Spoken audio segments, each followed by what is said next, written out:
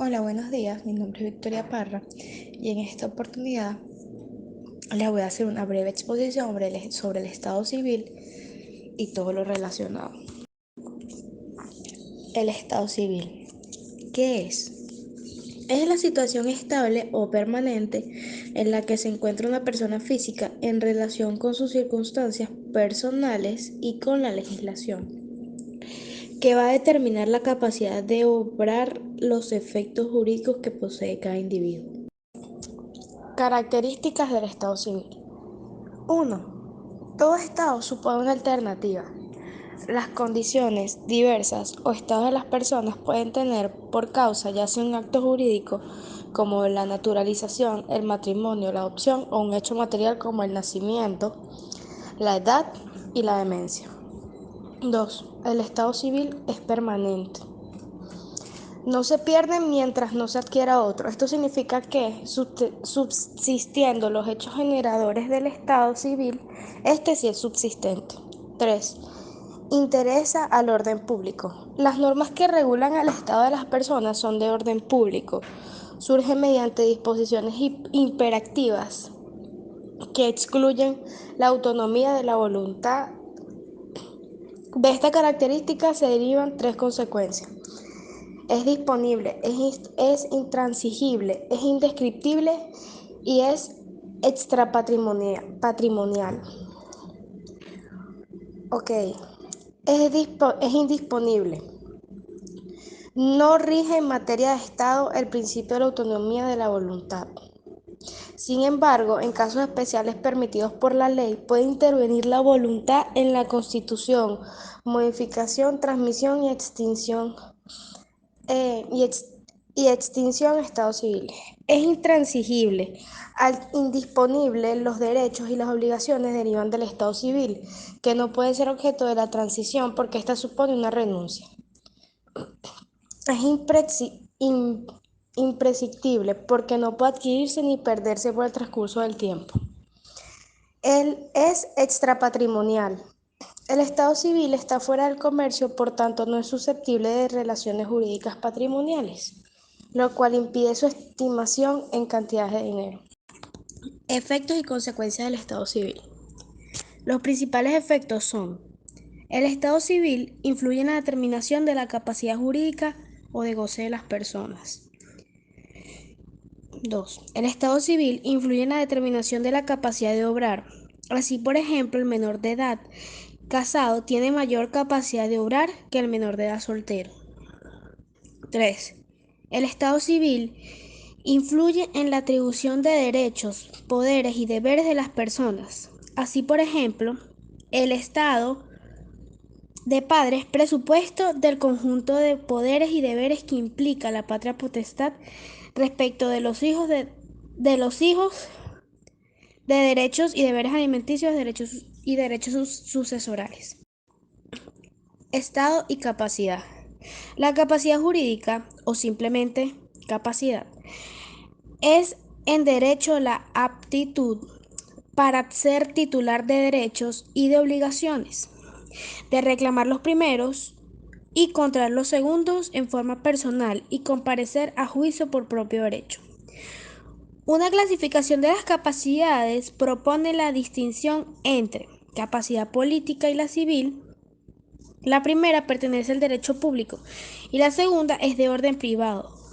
Ambas capacidades son absolutamente independientes entre sí. La capacidad va paralela a la personalidad. Debe serse necesariamente persona para tener capacidad. Es por eso que algunos jurisconsultos han confundido los términos. Sin embargo, son diferentes. Lo mismo aplica para la diferenciación entre capacidad de goce y de ejercicio, ya de que de hecho puede tenerse capacidad de goce más no de ejercicio. Un ejemplo sería el nasciturus, quien, aunque no ha nacido, pero ya puede ser titular de ciertos derechos. O yéndonos menos al extremo, podríamos hablar de los infantes, que son propietarios de un bien inmueble y aunque tienen derechos sobre la propiedad, no pueden ejercitar sus derechos vendiéndola o arrendándola. Posesión de Estado. Es la apariencia de ser titular de un Estado civil.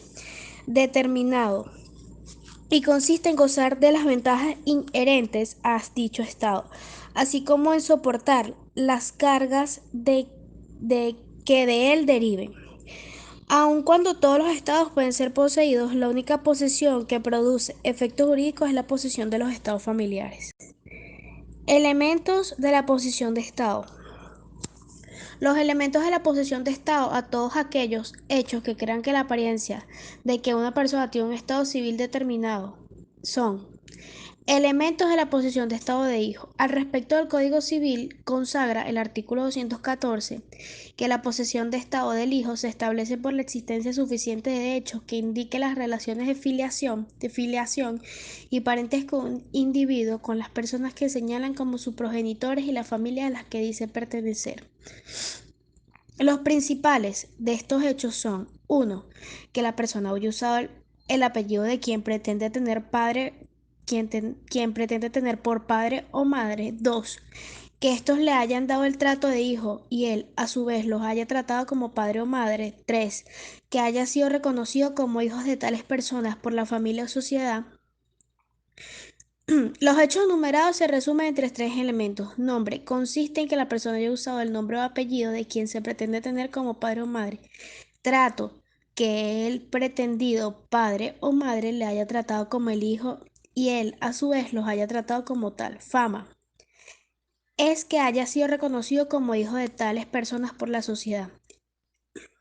Es importante destacar que en esta enumeración es enunciativa, más no taxativa, tal como lo demuestra el texto legal al consagrar. Los principales hechos son el artículo 214 del Código Civil. De igual modo, tampoco es necesaria la ocurrencia de todos los elementos enumerados por la ley para que exista posesión de Estado. Elementos de la posesión de Estado del cónyuge. Aun cuando la posesión de Estado cónyuge produce efectos jurídicos, la reforma, igual que el Código derogado, no señala los hechos que constituye esa posesión. En consecuencia, habrá que aplicar en la medida en que existan analogía lo dispuesto a materia de filiación. En cuanto al elemento fama, este no presenta peculiaridades, en cambio el nombre no puede exigirse al marido y su ausencia con respecto a la mujer no tiene significación alguna, ya que este es un uso facultivo de la mujer. En cuanto al trato, debe tenerse en cuenta la diferencia del trato de padre a hijo y entre cónyuges. Función que desempeña la posesión de Estado. Función que desempeña la posesión de Estado. La posesión de Estado produce sus principales efectos en materia de prueba de titularidad de Estados civiles. Función de la posesión de Estado de cónyuge. 1. No puede invocarse la nulidad del acta de matrimonio por irregularidades de forma cuando existe posesión de Estado. Artículo 114 del Código Civil. Aunque en principio la única prueba válida del matrimonio es la copia certificada del acto de su celebración.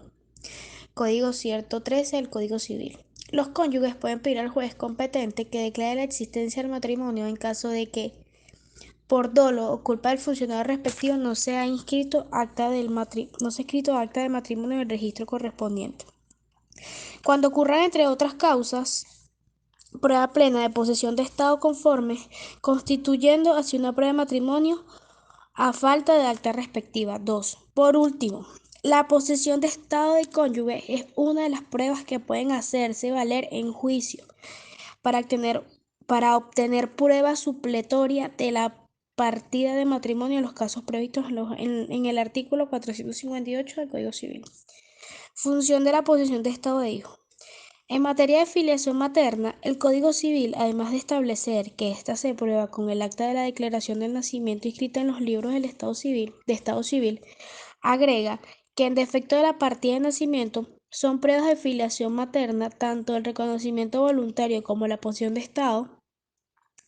Artículo 198 del Código Civil consagra que a falta de reconocimiento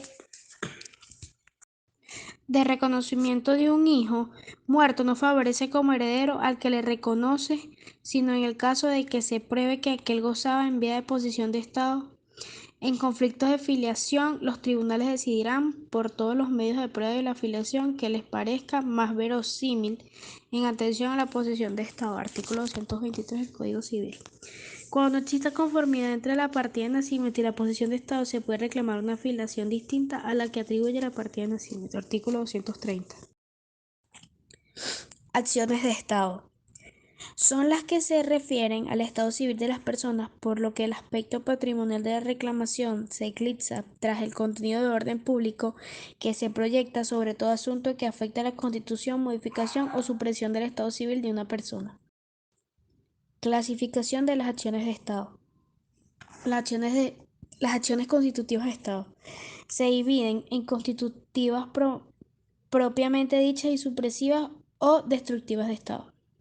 Las primeras son las que se tienden a crear un nuevo estado, lo que explica también la extinción de otro estado anterior, como por ejemplo el divorcio, que se crea el estado divorciado, que no es igual de soltero e implica la extinción del estado anterior de casado. Las acciones supresivas de estado son las que tienden a extinguir un estado sin crear otro nuevo, como por ejemplo la acción de nulidad del matrimonio, que solo pretende extinguir el estado de casado.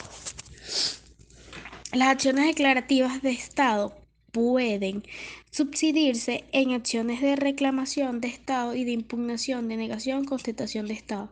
En las primeras, el actor pretende que se reconozca un Estado preexistente. Por ejemplo, las acciones de reconocimiento por la cual el demandante pretende que se declare que es hijo de una persona determinada naturalmente, no a partir de la fecha de sentencia, sino desde el momento de su concepción.